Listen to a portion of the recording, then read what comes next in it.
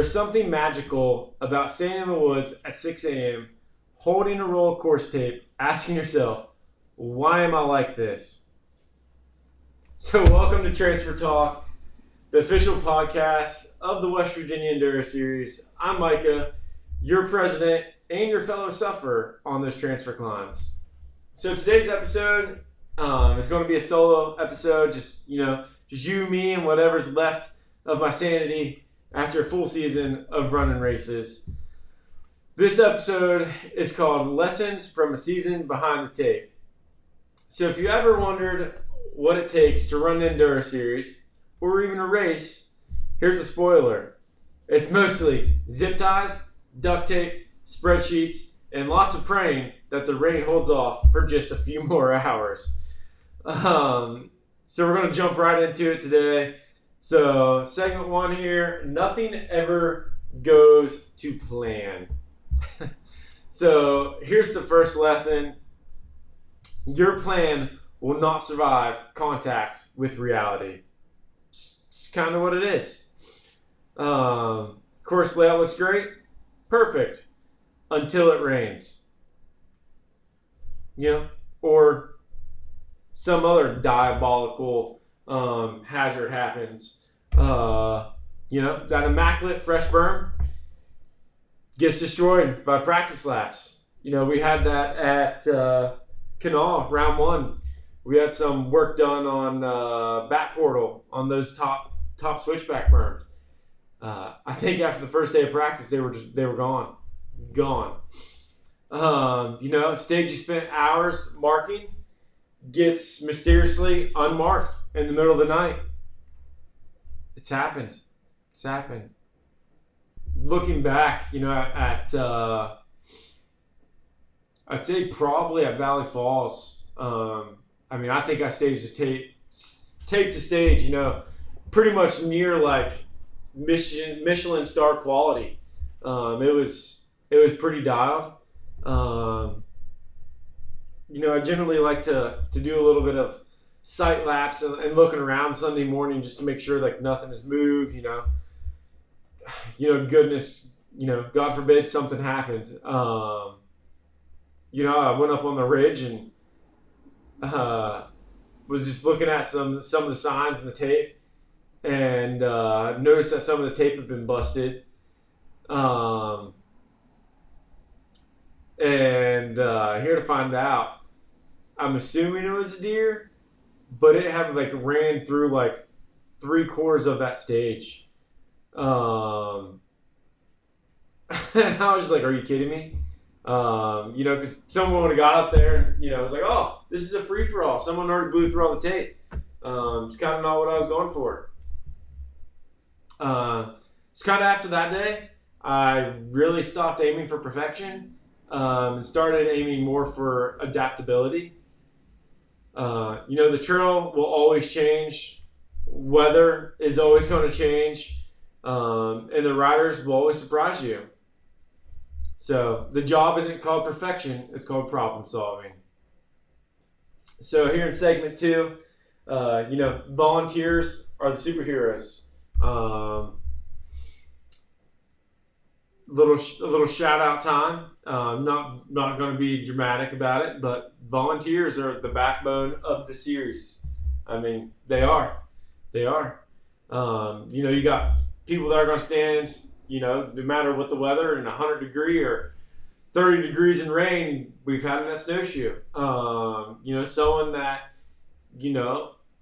is at an aid station that's not accessible by vehicle and they have to haul everything into that aid station. Someone that will walk or ride their bike, into an area without being asked to fix signage or to cheer people on. My favorite moment kind of from this year was we were up at Snowshoe. They actually blessed me with a radio this year, which was kind of cool. And just getting to hear, about, riders coming through finishes and starts and, hey, this is course sweep, blah, blah, blah, blah, blah. My memory recalls correctly, as one of the volunteers at one of the end of the stages was like, "Hey, we just had a rider down," and they still had the button pushed in, and all you could hear was the person like, "Hey, you're good. Get up, get up, get up. Keep going, keep going." Which is that's refreshing to hear from my point of view. So volunteers they don't just work the race; they shape the experience and they try to make it the best experience that they can for you. So if you see a volunteer or somebody out, make sure you always say thanks. If you're a volunteer, I owe you trail snacks for forever. It's what it is. It's how it's going to be. So moving to segment 3 here, the little things matter, even if no one notices. So here's a secret. Most of you guys don't know. 90% of my stress comes from the small details that no one ever sees. Because when I do my job right, nothing looks hard. Some examples here, taping a corner to prevent shortcutting. May not seem like a big detail, but that's a big detail. Choosing the stage order, to make the route make the most sense, or even designing a route. It's tedious work. A lot of work goes into it. Checking features off. Going and making sure I get to the venues, weeks ahead of the time to scout and make sure that everything's good. And even race weekends when I'm taping, if I tape an A line in, I always have to test it. You got to make sure it's going to be safe for everybody. And then generally I like to walk up the stages, to find the blind spots. Where is something that I might have missed. Generally you can find those inside cheater lines that way. People like to call them Strava lines. So just a little story here. We moved to start gate about 15 feet just because riders would have started into kind of a text section without momentum. So I got to the venue on Thursday. I believe it was Thursday that race weekend.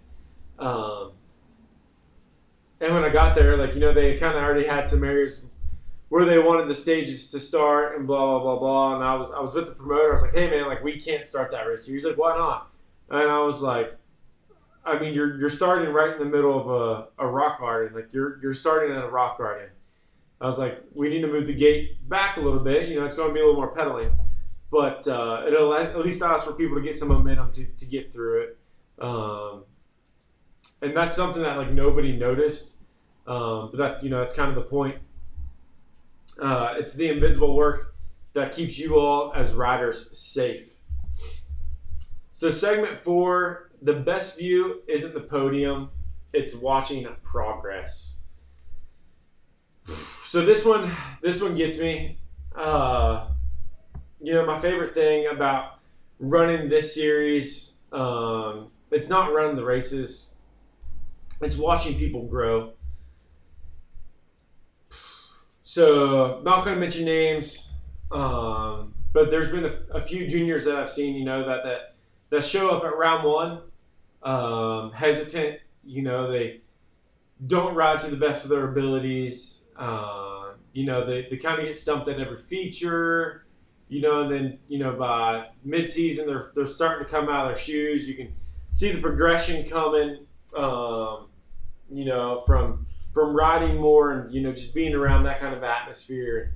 Usually by finals, they're one of the top contenders.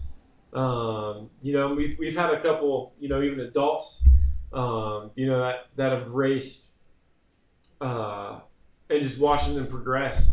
I think that's cool. I like watching people gain confidence and progressing. And not saying that I have anything to do with it, but it's always one of the coolest parts for me to see as a promoter because I get to see the results and at the end of the day, like watching people progress from a mid-pack rider to a top-level rider. I mean, that's cool. So podiums are awesome, trophies are cool, but watching someone believe in themselves, that's the finish line for me. So if you got faster this year, you earned that. Enduro isn't about competing with others. It's about overcoming yourself and your fears. I think that's about all I got for you guys today. So thanks for hanging out with me on this solo episode. These lessons, the chaos, the laughs, the behind-the-scenes magic. It's kind of why I do this. Why the volunteers do it. Next episode, we're going to be celebrating the unsung heroes of race day. So the trail crews, the builders, timing crew, volunteers. That's where we're going to be at. So without them, we couldn't have a series. Again, I'm Micah, your president and your fellow sufferer on this climbs, and we'll see you on the next one.